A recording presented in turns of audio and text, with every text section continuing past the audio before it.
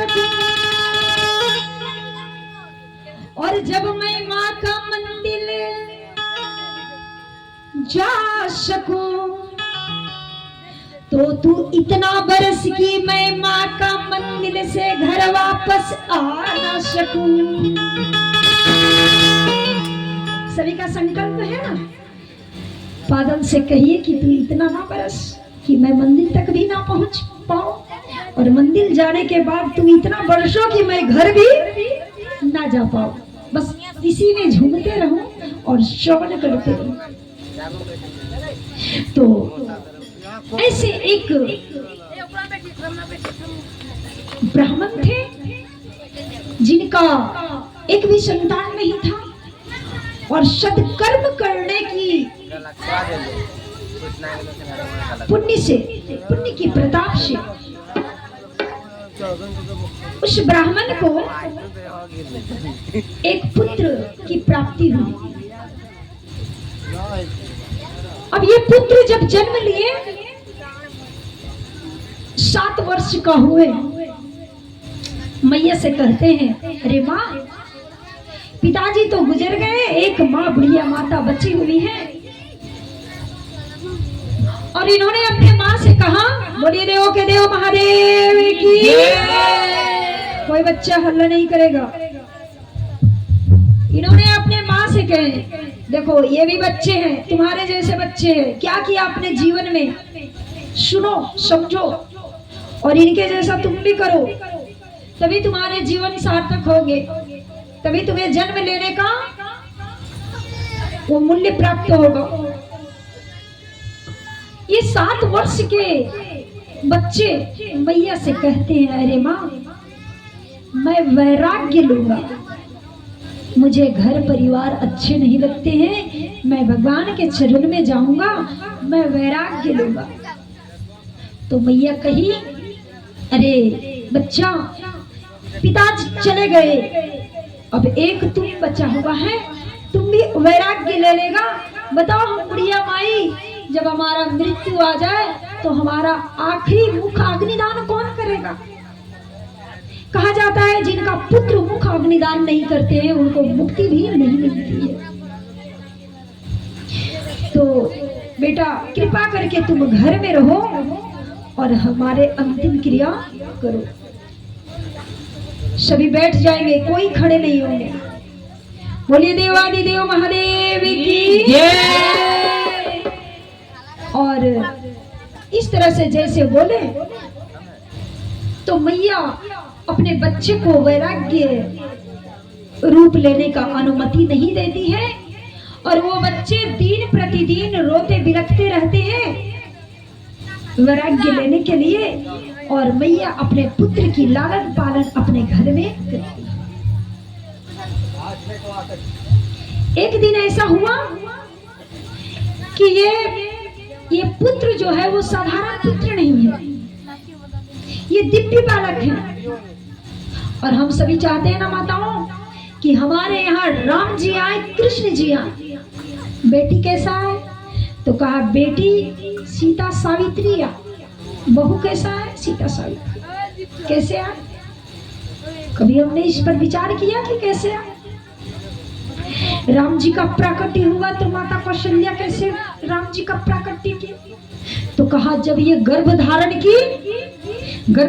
के पहले इन्होंने कितने पूजे पाठ आयोजन पुत्रेष्टि यज्ञ करवाए, तब राम जी गर्भ में आए।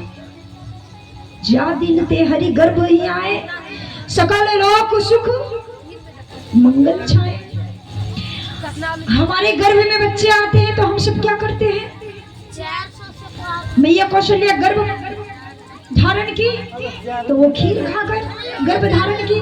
हम सभी क्या करते हैं? हमारे बच्चे जब आते हैं तो हमें तो चौमीन चाट गोलगप्पे इत्यादि मांस मंदिर सब चीज से वो बालक की अस्तित्व नष्ट कर देते हैं हम गर्भ में ही।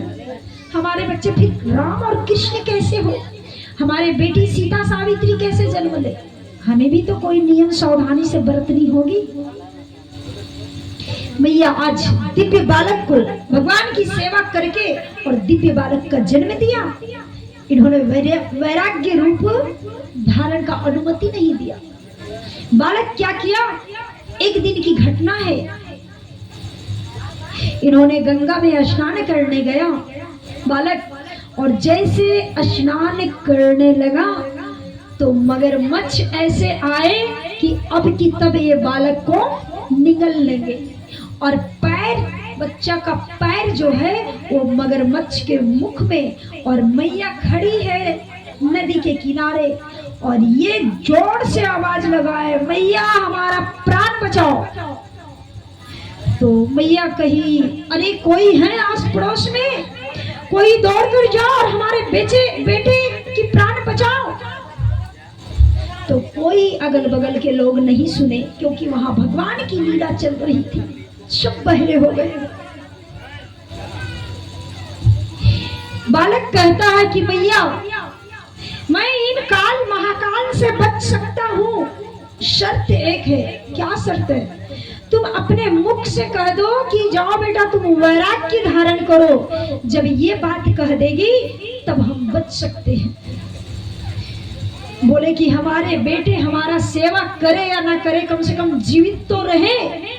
तो मैया ये सोचा मन में और कह दिया कि जाओ बेटा तुम वैराग्य धारण करो। और जैसे इतना मैया बोली तो मगरमच्छ बेटा को उगल दिया, और वहां कोई मगरमच्छ नहीं थे, वहां देव आदिदेव महादेव थे, और महादेव का ही अवतार थे जो ये बालक, दिव्य बालक जन्म लिए थे। अब देव आदिदेव महादेव का अवतार कहीं घर गृहस्थ में रह सकते हैं क्या? ये तो कैलाश पर्वत, ये तो राम राम रटते तपस्वियों की भांति है। निकला घर से, बोला मैया अंतिम संस्कार करने के लिए मैं जरूर वापस आऊंगा। घर से निकला, सारे तीर्थ यात्रा पद यात्रा से किया, पैदल यात्रा, और जैसे सारे तीर्थ करते करते इन्होंने बुढ़ापे में प्रवेश किए। और जैसे बुढ़ापे में प्रवेश किए तो इनके जितने भी हैं चेला चपाटी, सब इनके पीछे पीछे लाखों लाख इनका भक्त इनके सेवा के लिए पीछे पीछे जाने लगे। एक दिन ऐसा आया कि ये बुढ़ापे में प्रवेश किए और इतने तीर्थ किए कि अब इनसे चला नहीं जा रहा, पांव थक गए। क्योंकि हम जब कहीं जाते हैं ना माताओं, तो कर्म जैसा करते हैं वैसा तो भुगतना पड़ता है। तो इन्होंने जैसा कर्म किए, इनका भी मन में विचार था वो चंद्रधर की तरह कि हम देव आदि देव को माने, माँ भवानी को ना माने। मन में विचार है। और जितने तीर्थ यात्रा कर रहे हैं तो केवल देव आदि देव महादेव का नाम ले रहे हैं, माँ भवानी का नाम नहीं ले रहे हैं। और जैसे एक गंगा स्नान सब कर रहे हैं और मैया गंगा की तट बह रही है और किनारे में ये शिथिल अवस्था में वहीं सो गए। अब इनसे ना पैर चल रहा है, ना हाथ काम कर, ना मुख से कुछ बोला जा रहा है, और कंठ सूख रहा है पानी के बिना। अरे इनको लग रहा है कि जितना चेले हमारे हैं ना, सब आस पड़ोस में आंख से देख रहे हैं, पर मुख से बोलना चाहता है कि बाबू थोड़ा पानी लाकर हमें दो, पर मुख से वचन नहीं निकल रहा।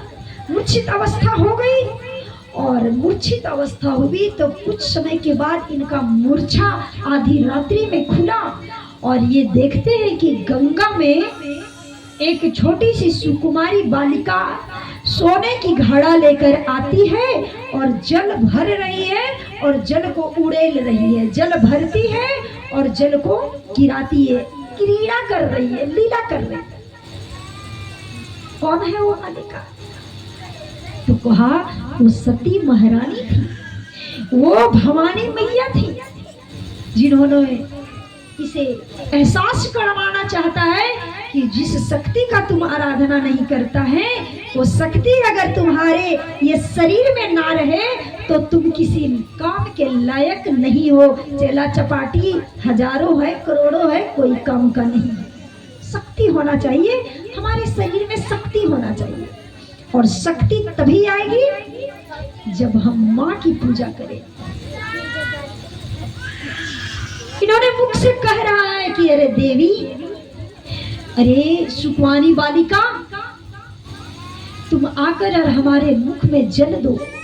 मुख से वचन नहीं निकल रहा है, मानो ये मन में कह रहा है। और मन की बात हमारे शरीर की स्थिति को देखकर हमारी मैया समझ जाती है कि हमारा पुत्र अब क्या कह रहा है, ये क्या कहना चाहता है। मैया समझ गई कि ये हमसे जल मांग रहा है।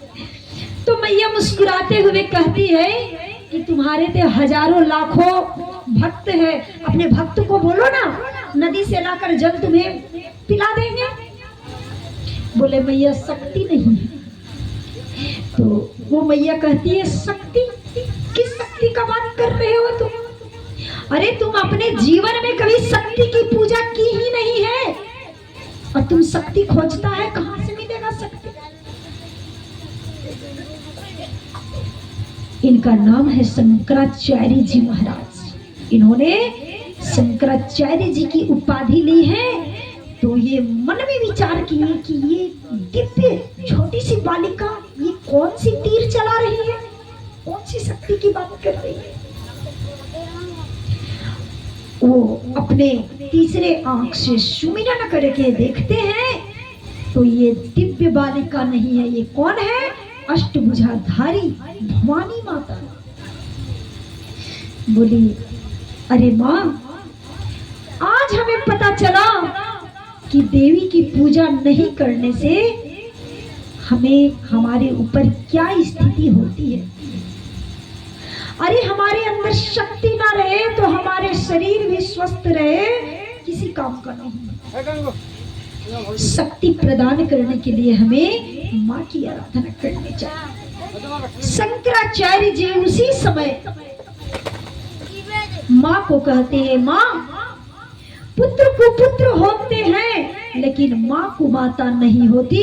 तुम जल लाकर हमें माँ, हम तो अरे जैसे भी हैं, कपटी हैं, कपूत हैं, तुम्हारे बालक ही हैं। और एक माँ का कर्तव्य है कि अपने बच्चे को हर हाल में वो सहायता करे।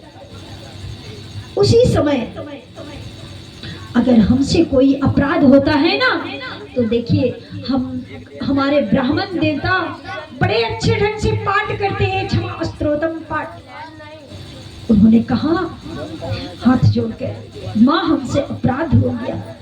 क्या हुआ? बड़ा सुंदर स्तुति किए हैं उन्होंने, माँ हमें क्षमा करो। अरे मैया तुम माँ है, हमें ना भजन आता है ना स्तुति आता है, तुम्हारा मैं भजन कैसे करूं, स्तुति कैसे करूं।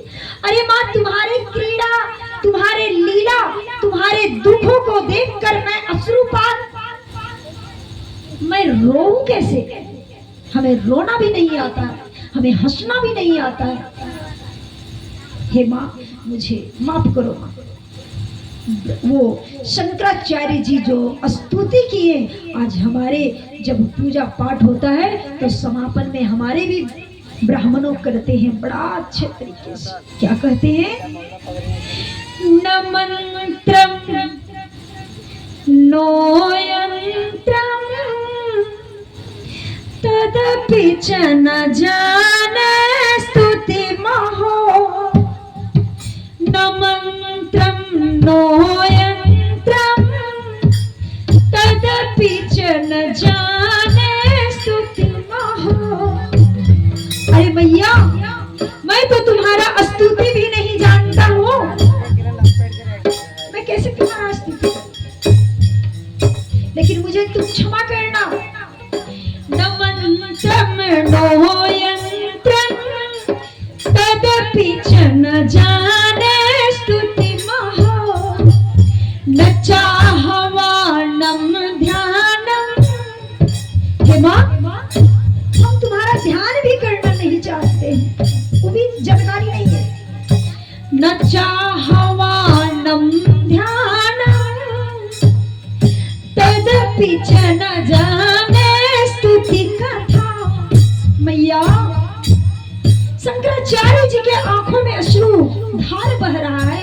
बोले मैया तुम्हारा स्तुति कथा भी मैं नहीं जानता हूँ, कैसे तुम्हारा स्तुति कथा करूं। न चाहवानम ध्यानम तदपि च न जाने स्तुति कथा, न जाने मुद्रास्ते। हे माँ मैं कुछ भी नहीं जानता हूँ। तदपि च न जाने विलपनम परम जाने मातस्ता धनुषरणम क्लेश हरणम। हे माँ मैं इतना जरूर जानता हूँ कि तुम क्लेश को हरती है। हे माँ हमारे क्लेश को हरो, हमारे संकट